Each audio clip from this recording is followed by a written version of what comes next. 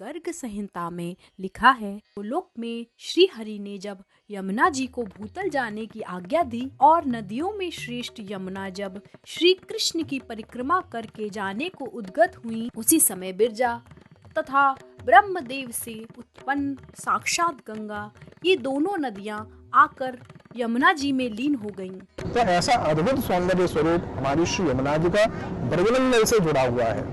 आज भी हमारे यहाँ ब्रजवासियों में अन्यान्य स्वरूप से ज्यादा विशेष श्री यमुना जी के लिए बड़ी अद्भुत महिमा है। हमारे यहाँ श्री ठाकुर जी और किशोरी जी की भक्ति से पूर्व श्री यमुना जी की भक्ति प्राथमिक मानी गई है।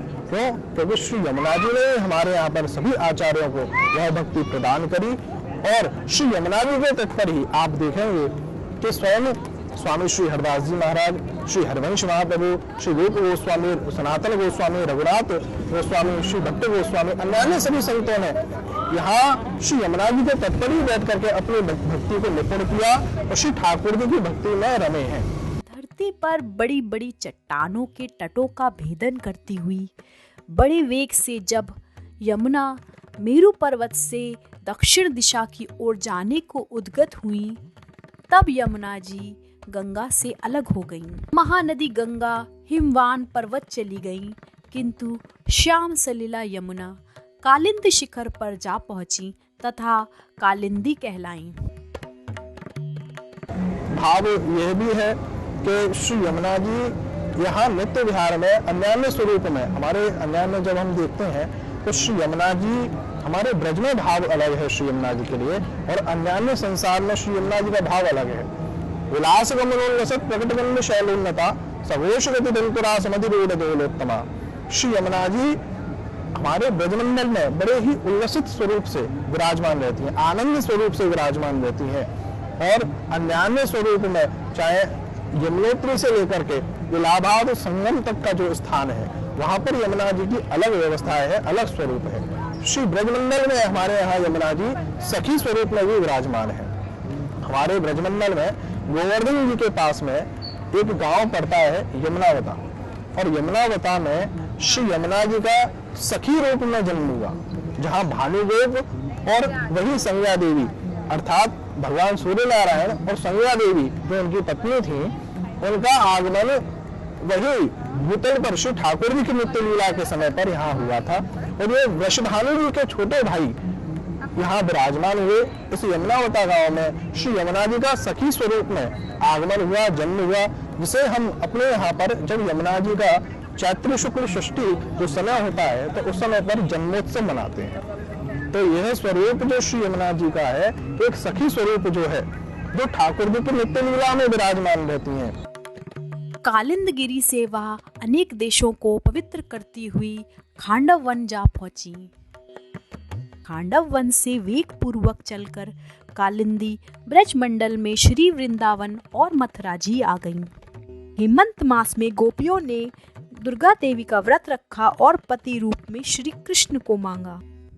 श्री कृष्ण उनका मनोभाव जान गए थे और गोपियों का परिहास करने के लिए जब गोपियां स्नान करने को गईं, तो श्री कृष्ण ने उनके वस्त्र चुरा लिए।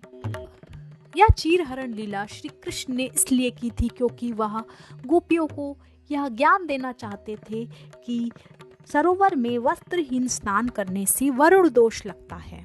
आस परिहास और वस्त्र वापस देने के बाद श्री कृष्ण ने गोपियों को वरदान दिया कि उनकी श्री कृष्ण को पति रूप में पाने की इच्छा अगले शरद ऋतु में पूरी होगी।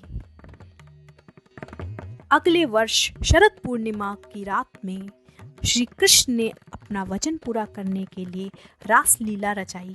चीर घाट के दाएं तरफ परम प्राचीन काली देव मंदिर, संतोषी माँ मंदिर व चीर घाट मंदिर व वृक्ष के दर्शन प्राप्त होते हैं।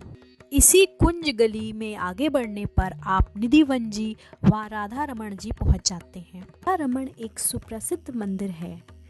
यहाँ श्रीपद गोपाल भट्ट गोस्वामी द्वारा सेवित श्री राधा रमण ठाकुर विराजमान हैं। निकट ही गोपाल भट्ट गोस्वामी जी की समाधि तथा राधा रमण जी की प्राकट्य स्थली भी मौजूद है। कहते हैं गंडकी नदी में स्नान के दौरान श्री गोपाल भट्ट गोस्वामी जी को 12 शालग्राम मिले, जिनकी वह भाव के संग पूजा करते थे। गोपाल भट्ट गोस्वामी की प्रेमा भक्ति चैतन्य महाप्रभु की तरह ही अद्भुत थी। एक समय इसी प्रेमा भक्ति में लीन अशांत हो प्रभु के दर्शन करने की विनती करते हुए वह अचेत हो गए। चेतना आने पर जब उन्होंने अपने शालग्राम की टोकरी खोली तो उन्होंने देखा श्री कृष्ण की कृपा से उस टोकरी में अब शालग्राम की जगह एक श्री विग्रह प्रकट हो गया था। उस त्रिभंग ललित दुभुज मुरलीधर श्याम रूप विग्रह का नाम राधा रमण रखा गया। आप राधा रमण पधारे तो कुछ समय संकीर्तन व गायन के लिए जरूर निकालें।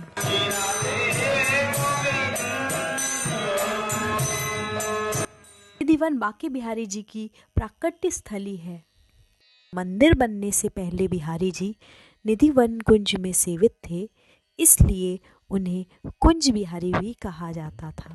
कहा जाता है आज भी हर रात्रि को श्री कृष्ण निधिवन आकर रास लीला करते हैं और रात को निधिवन में प्रवेश करना या रुकना निषेध है। यहाँ मौजूद तुलसी के वृक्ष को गोपियों का स्वरूप माना जाता है और कहा जाता है कि रात में वह जागृत हो जाती हैं और श्री कृष्ण के संग रास लीला का आनंद लेती हैं।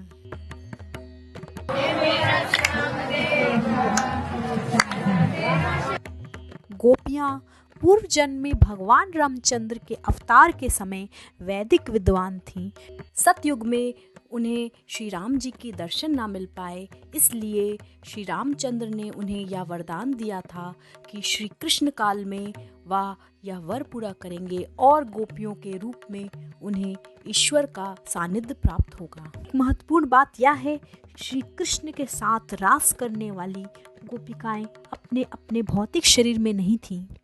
उनके शरीर उनके घर पर सो रहे थे और उन्होंने आध्यात्मिक शरीर में कृष्ण के साथ नृत्य किया था। श्री कृष्ण गोपिकाओं के संग यमुना जल में क्रीड़ा करने लगे। तब गोपिकाओं के गले में पड़े पुष्पमालाओं की सुगंध से भौरे आकृष्ट हो गए और उस घाट का नाम भ्रमर घाट पड़ गया। जब शिव जी रासलीला में जाना चाहते थे तो गोपियों ने उन्हें प्रवेश देने से मना कर दिया, क्योंकि श्री कृष्ण के अलावा किसी अन्य पुरुष का रासलीला में आना निषेध था। तब यमुना जी ने शिव जी को गोपी रूप प्रदान करने में मदद करी और शिव जी गोपी रूप में श्री कृष्ण के संग रासलीला कर पाए। तब से इस घाट का नाम गोपी घाट पड़ गया। श्री ठाकुर जी 4 स्वरूप में 4 यूथों में नित्य विहार करते हैं।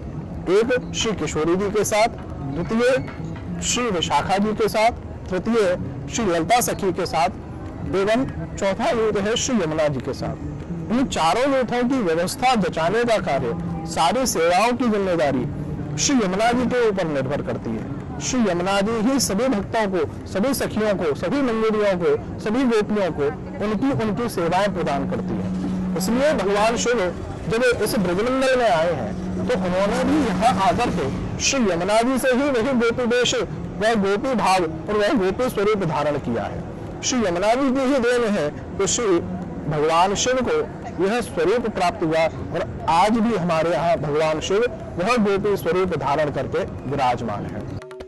मान्यता के अनुसार यह केसी घाट वह घाट है जहाँ पर श्री कृष्ण ने घोड़े का रूप लिए केसी नामक असुर का वध करने के बाद यमुना स्नान किया था।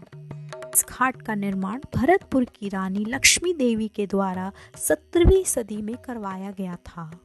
बेहद खूबसूरत राजस्थानी वास्तुकला से सुसज्ज केसी घाट भक्तों व यात्रियों के लिए आकर्षण का केंद्र बना रहता है।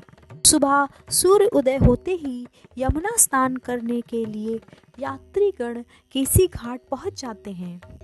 परिपूर्णतमा कृष्णा यानी यमुना को परिपूर्णतम कृष्ण की पटरानी के रूप में लोग जानते हैं।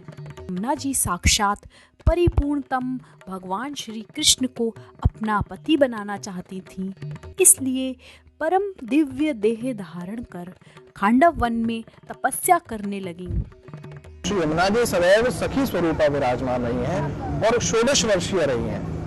शास्त्रों की मान्यता के अनुसार श्री यमुना जी का वैसे विवाह कभी श्री ठाकुर जी से कभी नहीं हुआ, लेकिन कालिंदी स्वरूप के अंतर्गत श्री सूर्यपुत्र होने के कारण वही जो कालिंदी जी हैं उनका वह विवाह श्री हमारे ठाकुर जी से, जब ठाकुर जी द्वारका के लिए प्रस्थान कर गए हैं तो द्वारका में जाने के बाद में एक दिन श्री अर्जुन के साथ में हमारे ठाकुर जी रथ पर चढ़ करके एक सघन वन की ओर चले हैं और वहां जाकर के एक बड़ी ही श्यामल स्वरूप एक स्त्री वहां बैठ करके अपना भजन कर रही थी। उस स्त्री को देख अर्जुन के मन में बड़ा संशय हुआ, बोले भगवान ऐसे घोर वन में यह स्त्री कौन है जो यहाँ बैठ करके उपासना कर रही है, अपनी तपस्या कर रही है। श्री ठाकुर जी के आदेश पर श्री अर्जुन ने जाकर के उन्हें देवी से जाकर के पूछा कि देवी आप कौन हैं और यहाँ किसके लिए तपस्या कर रही हैं। तो उस समय देवी ने उन्हें बतलाया कि मेरा नाम कालिंदी है और मैं यहाँ बैठ करके अपने आराध्य, अपने नारायण स्वरूप भगवान श्री कृष्ण के पत्नी स्वरूप प्राप्त होने, उन्हें पति स्वरूप में धारण करने के लिए यहाँ तपस्या कर रही हैं, जिससे कि मुझे उनकी वह जो भक्ति है, वह जो प्रेम है वह प्राप्त हो सके। उस समय श्री अर्जुन ने जाकर के फिर ठाकुर जी से निवेदन किया कि भगवान ये तो आप ही के लिए निवेदन कर रही हैं, आप ही के लिए तपस्या कर रही हैं। ठाकुर जी ने जाकर के श्री कालिंदी जी को वरदान दिया है और फिर उनके साथ में अपना विवाह पूर्ण किया है। ये संपूर्ण कथा श्री गर्भ संहिता के अंतर्गत एवं श्रीमद् भागवत जी के अंतर्गत यह कथा प्राप्त होती है हमें, और यही संपूर्ण श्री यमुना जी की और श्री ठाकुर जी की विवाह की कथा है। दिन भर विभिन्न मंदिरों के दर्शन के उपरांत शाम को यमुना जी की आरती में भाग लेना वृंदावन यात्रा का परम आवश्यक भाग होता है। केसी घाट की आरती घाट पर शाम को 7 बजे से 7:30 बजे तक यमुना जी की आरती होती है। भक्त अपने आराध्य श्री कृष्ण राधा जी को उनकी सखी यमुना जी की आरती के द्वारा कृतज्ञता व धन्यवाद भेजते हैं और बड़े जोर शोर से यमुना जी की आरती करी जाती है। आरती के बाद प्रसाद वितरण होता है तथा दीपदान भी किया जाता है। यमुना जी के आंचल में व्यतीत यह शाम आपको हमेशा याद रहेगी। उस नीले आकाश को पहले नारंगी फिर गुलाबी होते हुए देखना, शाम की ठंडी हवा में नौका विहार के मज़े, विभिन्न मंदिरों में ठाकुर जी के दर्शन व संकीर्तन में भाग लेने का मौका तथा यमुना जी की दिव्य आरती व दीपदान कर एक खूबसूरत दिन का भले ही अंत होगा, पर यह दिन आपको आने वाले कितने ही दिनों के लिए दिव्य ऊर्जा से संरक्षित करेगा।